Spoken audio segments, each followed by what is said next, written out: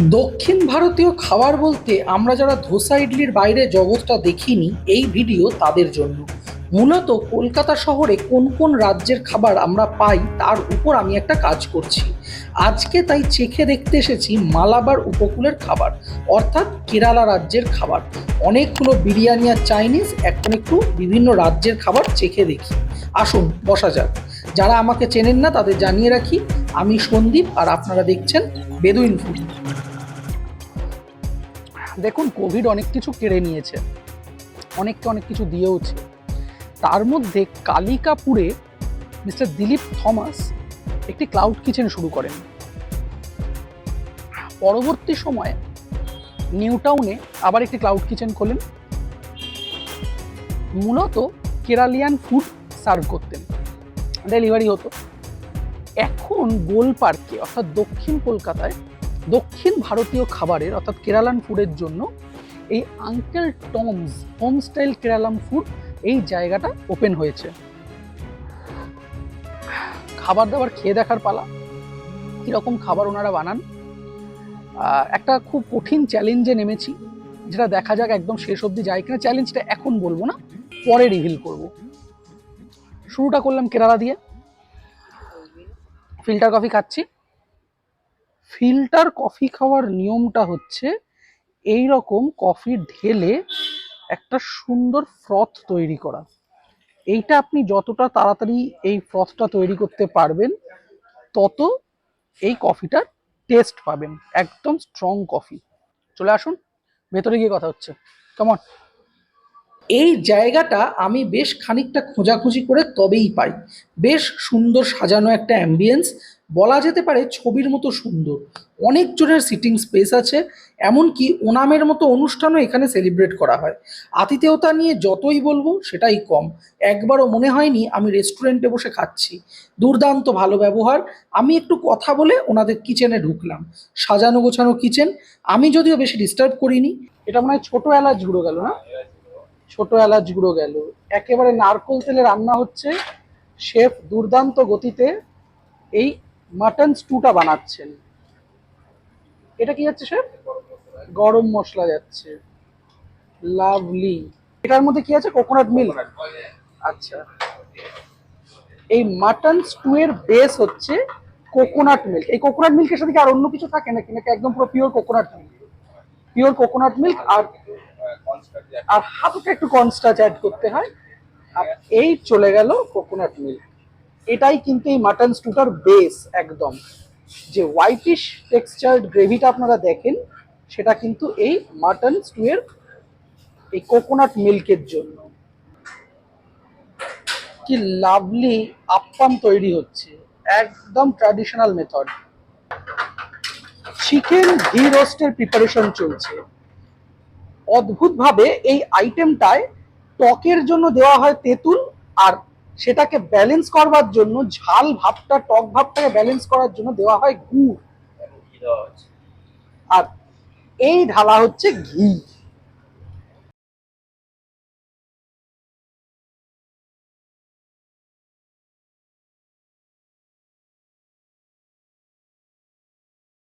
ও, শুরু হয়ে গেছে। হ্যাঁ, তো যেটা বলছিলাম, এখন বসে আছি আঙ্কেল টমস এই জায়গাটাতে। কেরালান খাবার খাবো। তো মেনু কার্ড অনেক বড়, বেশ অনেক রকম আইটেম আছে এবং সবকটাই মোটামুটি ট্র্যাডিশনাল কেরালাট আইটেম। অর্থাৎ এখানে এলে আপনারা যেমন আপ্পাম পাবেন, মাটন স্টু পাবেন, মালাবার পরোটা পাবেন, চিকেন ঘি রোস্ট পাবেন। তো আমি প্রথমে গলা ভেজানোর জন্য এনাদের মেনু কার্ড থেকে যেটা অর্ডার করেছি সেটা হচ্ছে এই নান্নারি সোডা। নান্নারি মূলত দক্ষিণ ভারতে খুব প্রচলিত, কেরালা তামিলনাড়ু এই এলাকাগুলোতে। নান্নারি একটা গাছের শিকড়, এই শিকড় থেকে সিরাপটা তৈরি হয়, আর সেখানে লেবু আর সোডা মিশিয়ে এই এই ড্রিঙ্কটা তৈরি করা হয়েছে। আফটার একটা টেস্ট আছে, খুব হালকা মিষ্টি। মানে মিষ্টিটা আপনার একদম মানে মুখে লাগবে না। লেবুর একটা বেশ সুন্দর টার্টনেস আছে, কিন্তু সেটাও বেশ ব্যালেন্সড। সোডার জন্য খাবার হজম করতে সাহায্য করবে। কিন্তু এই নান্নারি যে জিনিসটা না, এটা মূলত গরম যে আবহাওয়া সেটাতে বডি টেম্পারেচারকে ঠিক রাখতে আর ঠান্ডা করতে সাহায্য করে। এই জন্য আজকে যদিও বৃষ্টি বাদলার ওয়েদার, কিন্তু আমার মনে হলো যে কেরালান কোনো ড্রিঙ্ক দেখাতে গেলে আঙ্কেল টমসে এলে এই ড্রিঙ্কটা আপনারা ট্রাই করতে পারেন। এটা কিন্তু বেশ রিফ্রেশিং, একেবারে মুড ফ্রেশ হয়ে যাবে। তারপর বাকি খাবারে আসছি। খাবার পরিবেশন একদম ট্র্যাডিশনাল ওয়েতে, কলা পাতায়। নিয়েছিলাম মাটন স্টু, আপ্পাম, মালাবার পরোটা আর চিকেন ঘি রোস্ট। শেষ পাতে কি নিয়েছি সেটা না হয় সারপ্রাইজ থাক। মাটন স্টিউ নিয়েছি। কেরালায় এই খাবারটা না বেশ জনপ্রিয়, ব্রেকফাস্ট বলুন বা লাঞ্চ, এই মাটন স্টু বা চিকেন স্টু আপ্পামের সাথে দুর্দান্ত একটা ভালো কম্বিনেশন। আমি যেটা নিয়েছি সেটা এই রকম মাটন বোনলেস আছে, এই রকম চাঙ্ক অফ মাটন আছে প্রচুর পরিমাণে, তার সঙ্গে এইগুলো খুব সম্ভবত আলু, কারি পাতা আছে, আর নারকেল দুধের বেস। একদম লোভনীয় আর লাইট ফ্লেভার এই মাটন স্টুটা। এই বস্তুটি হলো আপ্পাম।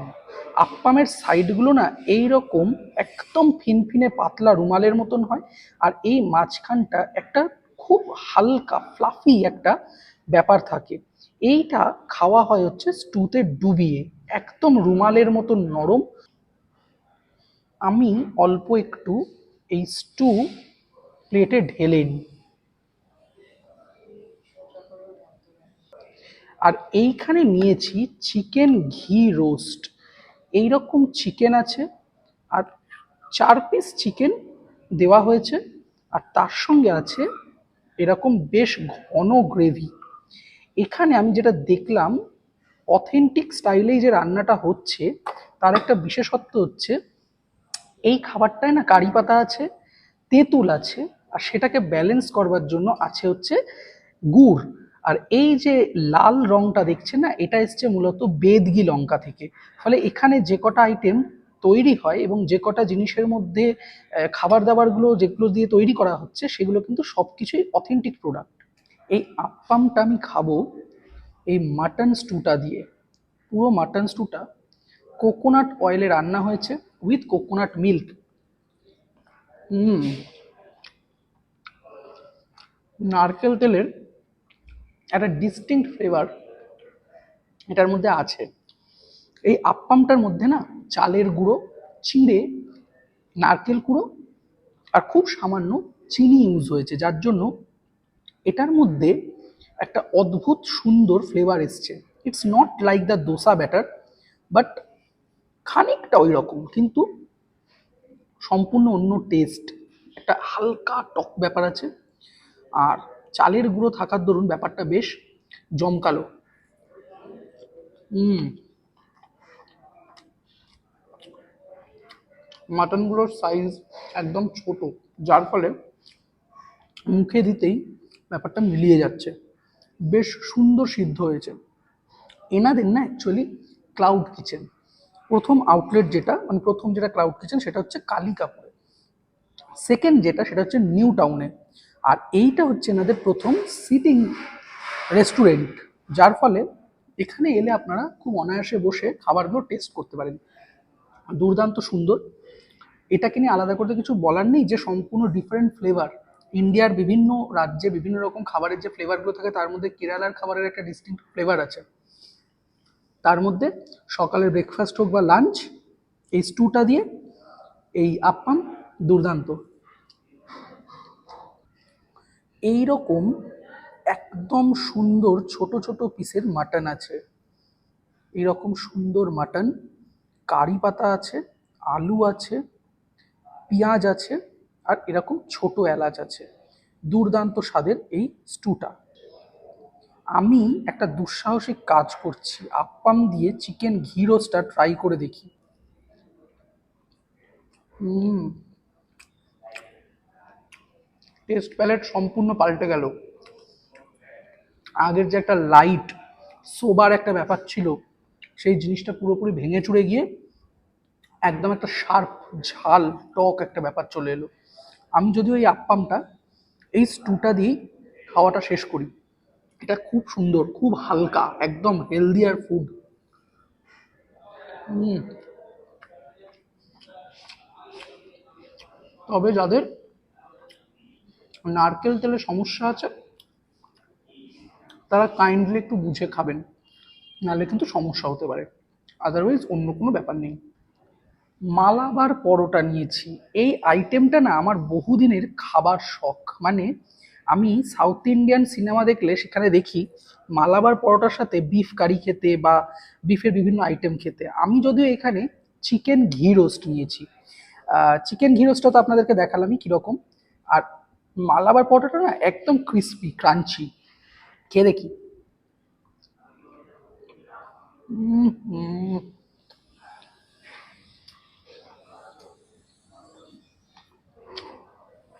এইটা just man of the match. পরোটাটার মধ্যে কিন্তু কোনো মিষ্টি ভাব নেই, কিন্তু মাংসের যে টক আর ঝাল যে ব্যাপারটা আছে সেটা এই পরোটাটা জাস্ট দুর্দান্ত রকম ব্যালেন্স করেছে। চিকেন একদম সফট, জুসি মিট, তার সঙ্গে এই রকম পরোটা গোটা 2-3 না খেলে ঠিক জমবে না। বৃষ্টি বাদলার দিন তো, পেট ঠুসে খেতে হবে। মালাবার কুইজিনের একদিকে খুব ঝাল খায়, আবার আরেকদিকে খুব সাটল ফুড খায়, বেশি ঝাল খেতে পারে না, যার জন্য গুড় দিয়ে খাবারটাকে ব্যালেন্স করা হয়। আমি শেফের সাথে কথা বলছিলাম, উনি বললেন যে এই টক ভাবটা টমেটো দিয়ে আনা হয় না, তেঁতুল দিয়ে আনা হয়। কারি পাতা থাকে, যে সমস্ত হোল স্পাইসেস থাকে সেগুলো থাকে, আর তার সঙ্গে থাকে হচ্ছে এই গুড়। মূলত সমুদ্র উপকূলবর্তী এলাকায় যে ধরনের চিকেন বা মাটনগুলোর প্রিপারেশন হয় না, সেগুলো একটু ঝাল হয়। এক্ষেত্রে কিন্তু একটু ব্যতিক্রম। বেশ ভালো পরিমাণে ঘি গেছে, ঘিয়ের একটা সুন্দর ফ্লেভার, আর তার সাথে খুব সুন্দর চিকেন। আর এই পরোটা একেবারে 10-এ 10। কেরালান কুইজিন যদি খেতে হয়, uncle Tom's must recommended. Please আসুন, খেয়ে দেখুন, খাবারটা দুর্দান্ত খেতে। আরই পায়াসাম নিয়েছি।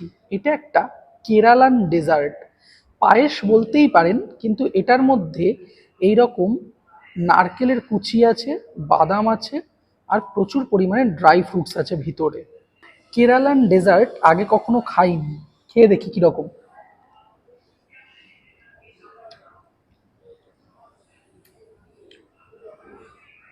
এটা সম্পূর্ণ অন্যরকম খেতে, মানে আমাদের চেনা পায়েসের মতন তো নয় একেবারেই। নারকেলের দুধ আছে, চাল আছে, চালের গুঁড়ো, ড্রাই ফ্রুটস আছে, গুড় আছে, একদম অন্যরকম।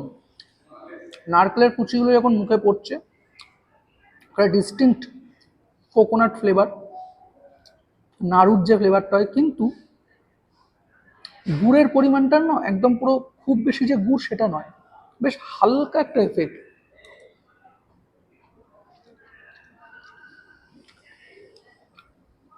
আফটার এফেক্টে আমি শিওর এটাতে কোনো মশলা নেই, কিন্তু আফটার এফেক্টে না কেমন একটা মশলার মতন ব্যাপার লাগছে। কিন্তু পায়েসে মশলা যায় না কোনো রকম আলাদা কিছু। হুম, আমি বললাম না পায়েসে সাধারণত কোনো মশলা যায় না, ছোট এলাচ ছাড়া। কিন্তু এইটা না, আফটার এফেক্টে যে টেস্টটা পাচ্ছিলাম, যেটা নিয়ে আমার সন্দেহ হচ্ছিল, আমি শেফকে জিজ্ঞাসা করেছি যে এটা থেকে কোনো মশলা যায় কিনা। খুব অদ্ভুতভাবে উনি বললেন যে এই পায়েসটায় জিরে গুঁড়ো যায়। পায়েসে জিরে গুঁড়ো আমার জীবনে আমি প্রথমবার খাচ্ছি। অদ্ভুত সুন্দর একটা ফিলিংস হচ্ছে, অদ্ভুত সুন্দর একটা টেস্ট। এটা না খেলে আপনারা বুঝতে পারবেন না। এই পায়েসটার সাথে অন্য কোথাও কোনো রকম পায়েসের কোনো মিল পাবেন না। আসুন, খেয়ে দেখুন। দেখুন, কয়েকটা কথা বলি। আপনাদের অনেকেরই একটা ভ্রান্ত ধারণা আছে যে আমরা মনে হয় কোনো জায়গার কোনো খাবার বিল পে করে খাই না। এই ধারণাটা একটু পাল্টান। আমাদের ছোট চ্যানেল আপাতত, আমরা না কোনো জায়গা থেকে ওইভাবে কোনো রকম কনসেশন বা প্রমোশনাল শ্যুটের জন্য এখনো সেরকম ডাক পাই না। যতটুকু করি একটা চ্যানেলকে দাঁড় করানোর জন্য যতটুকু দরকার পরিশ্রম, ততটাই আমরা করি।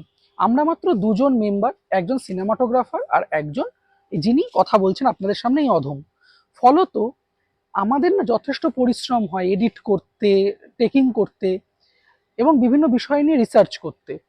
এর মধ্যে দাঁড়িয়ে আপনারা মাঝে মধ্যে যে ধরনের কমেন্ট করেন যে বিল আপনারা পে না করেই খান, এই করেন করেন, দেখুন আমরা বিলের ছবিও দিতে না রাজি আছি, এমনটা না যে বিলের ছবি দিতে রাজি নেই, কিন্তু ইচ্ছা করে না। যে আমি আমার একটা ব্যক্তিগত ব্যাপার, আমি সেটা শেয়ার করব কেন? তবে হ্যাঁ, আমি চেষ্টা করব বিল যতটা সম্ভব আপনাদেরকে প্রোভাইড করে দেওয়ার। কিছু কিছু ক্ষেত্রে সমস্যা থাকে, আমি অনেক সময় বিল নিতে ইচ্ছা করে নিই না বা ভুলে যাই, সেটা আলাদা কথা, কিন্তু বাকি ওভারঅল ভিডিওটা দেখুন, কেমন লাগে সেটা জানাবেন। আপনাদের সুচিন্তিত মতামত আমি সাদরে গ্রহণ করব, এটুকু কথা দিতে পারি। আপাতত চলি, বৃষ্টি আসছে।